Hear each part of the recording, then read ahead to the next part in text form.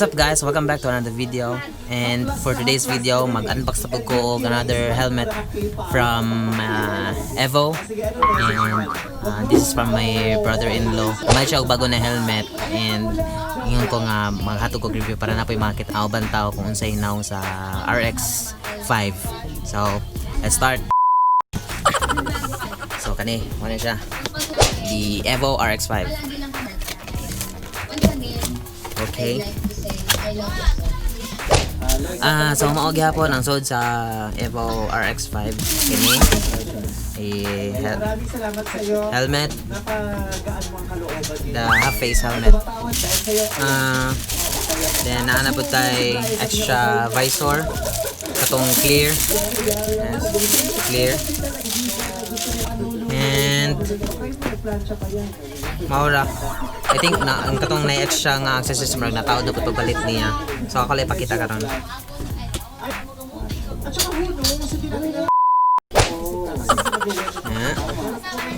So ang kaning color sa EVO RX-5 is kading kuan glossy.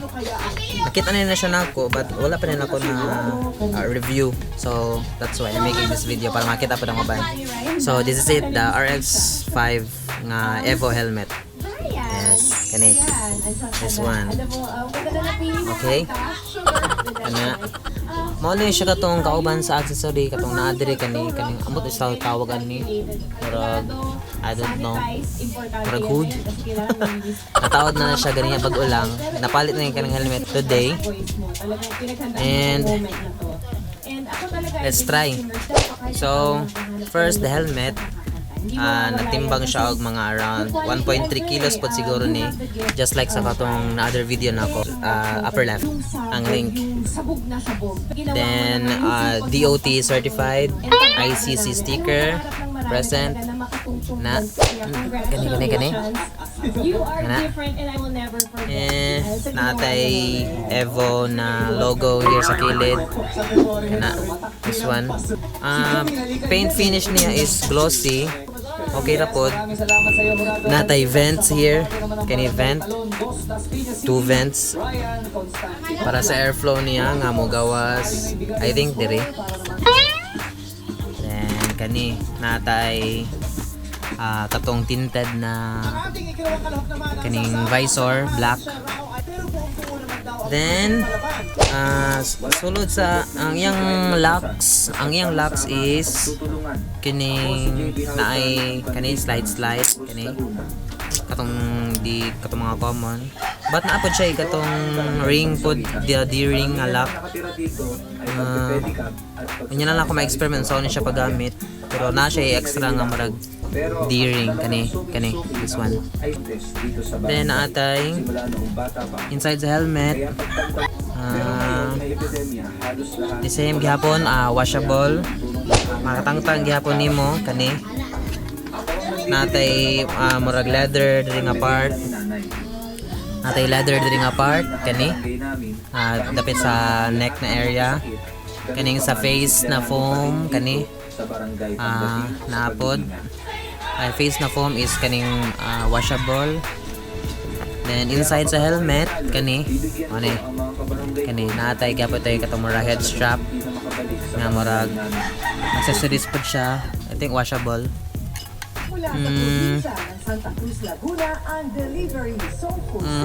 Helmet ang iyang styro kay katong black gyapon.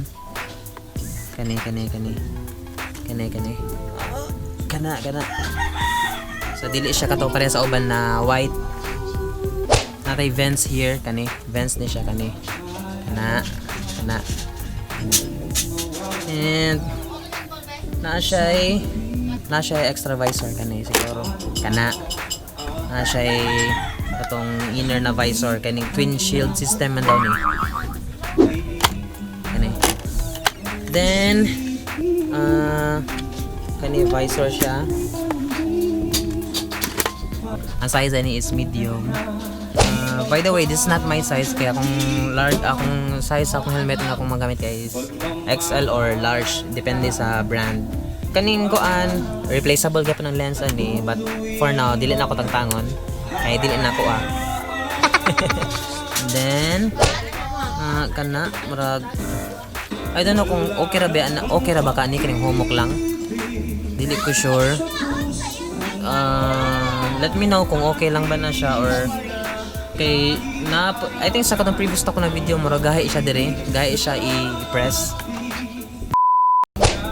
Kaning price ani nga helmet later ako isulti. Sa pa may lain. Kaning straps niya the same thing gihapon, medyo okay lang, barato. Dili siya pare atong mga expensive one. But okay na pod. Price range versus quality. Okay ra pod. Siya kuan here kani. Hindi siya. Aesthetics niya 1 to 10, 9 kay nindot ang iyang forma sa iyang helmet kani. So ako sa i-try karon. But ako i-try karon kung masud pag yun, but I think dili. Oh. Surprisingly medium ni siya. So nag-fit ra pod siya. Snug fit kani ana. Dila na ko sa sang strap. Mao ni siyang now.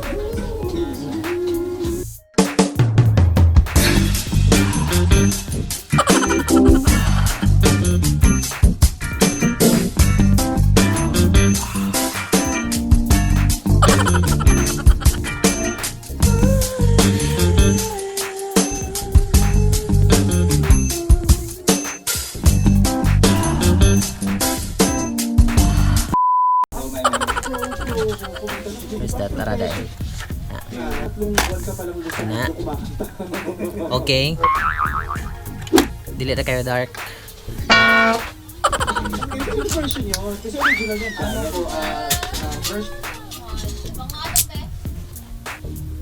Ayan, na. So, kuan. So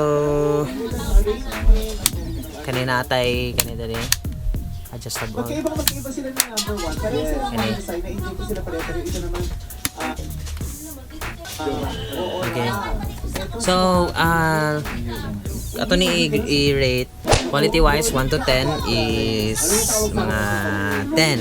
9. 9 sa kaya wala pa ta ka-testing ani sa iyang kuan sa iyang quality. Build quality 10. I think ligon siya for the price nga 3,100. Napalit na ni for the price of 3,100. Design looks 10.